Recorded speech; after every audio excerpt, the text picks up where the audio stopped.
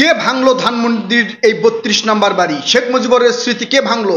শেখ হাসিনার এই স্মৃতিটা কে ভাঙলো? কে এর নেতৃত্ব দিয়েছে? কার উস্কানিতে এটা ভাঙ্গা হয়েছে?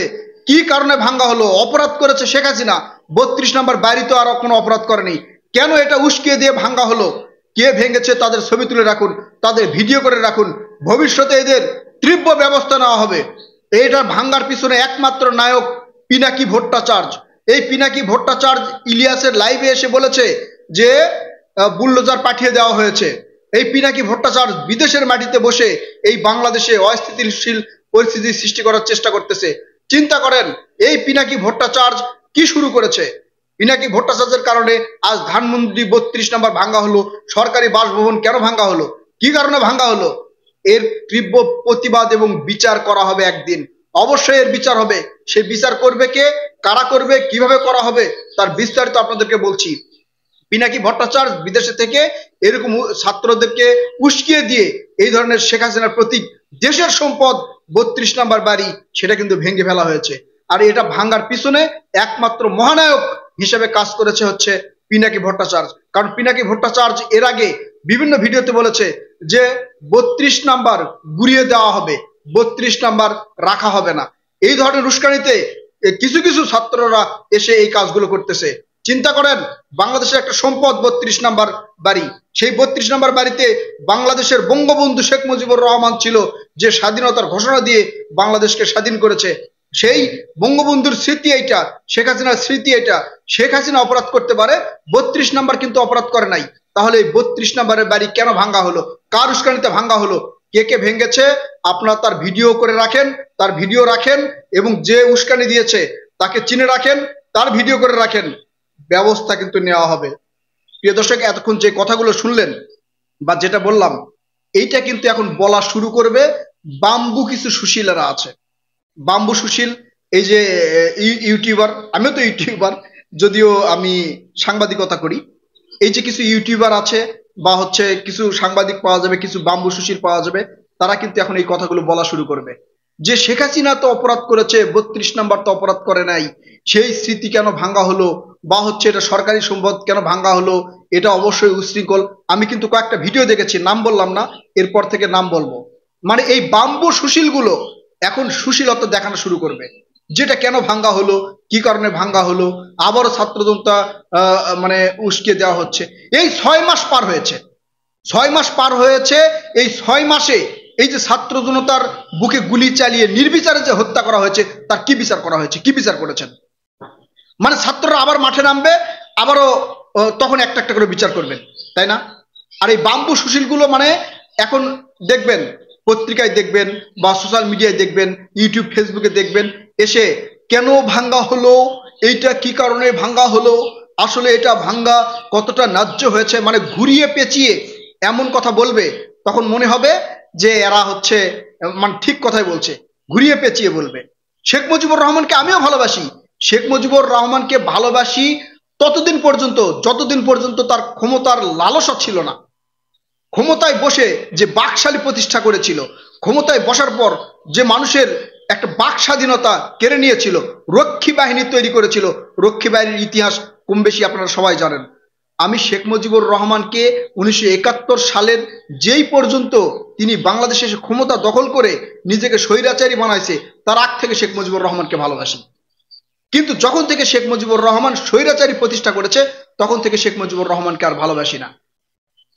কারণ শেখ মুজিবুরের ইতিহাস যদি পড়েন, তাহলে শেখ মুজিবুর রহমান আগের দিকে ভালো ছিল, জনপ্রিয় ছিল। তার কথাই বাংলাদেশের সকল আপামর জনতা রাস্তায় নেমে এসেছে। কিন্তু ক্ষমতা পাওয়ার পর এতটা স্বৈরাচারী হয়েছে যে ইতিহাসগুলো পড়লে আপনারা বুঝবেন। প্রিয় দর্শক, এই কথাগুলো কিন্তু এখন একিয়ে বেঁকিয়ে বলা হয় যে শেখ মুজিবুর ডাক না দিলে হয়তো স্বাধীনতা হতো না। হ্যাঁ, শেখ মুজিবুর ডাক না দিলে হয়তো স্বাধীনতা হতো না। আমি কি করলাম বা যে কোনো একজন নেতা কি করলো, সারা বাংলাদেশের বা যে কোনো জায়গার সব জনতাকে একত্রিত করে একটা স্বৈরাচারের হাত থেকে দেশকে রক্ষা করলো বা একটা জাতিকে রক্ষা করলো। সেই জাতিকে রক্ষা করার পরে সেই যদি শোষণ করা শুরু করে, তার মানে কি আপনারা তার অতীত গর্বকে নিয়ে থাকবেন?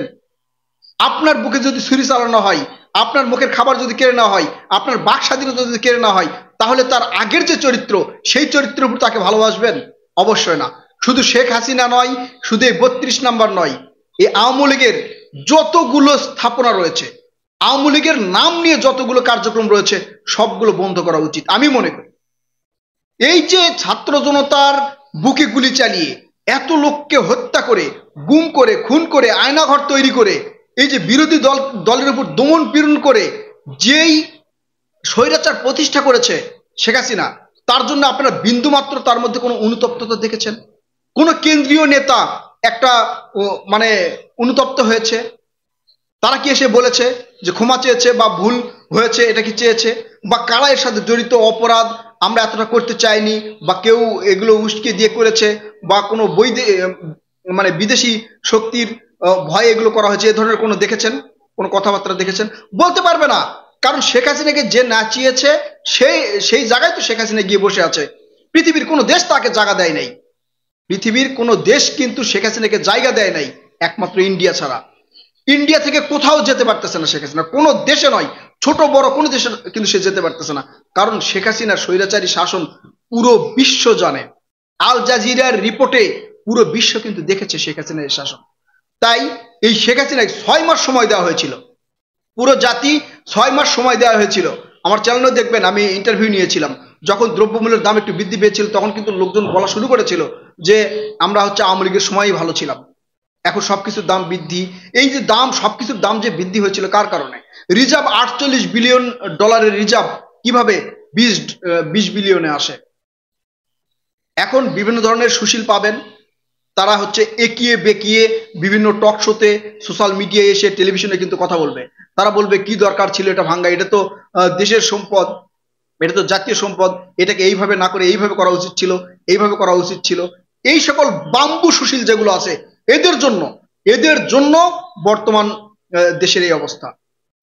শেখ হাসিনা থাকতে তাদেরকে তেল মারতে মারতে মারতে মারতে মানে এমন পর্যায়ে নিয়ে গেছিল এই বাম্বু সুশীলেরা, যার জন্য শেখ হাসিনা আকাশে উঠতেছিল, মানুষকে মানুষ মনে করতেছিল না।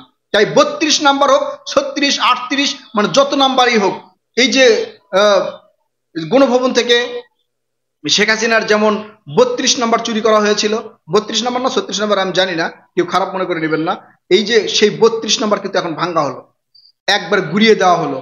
ধন্যবাদ ছাত্র জনতাকে, আবারও ধন্যবাদ।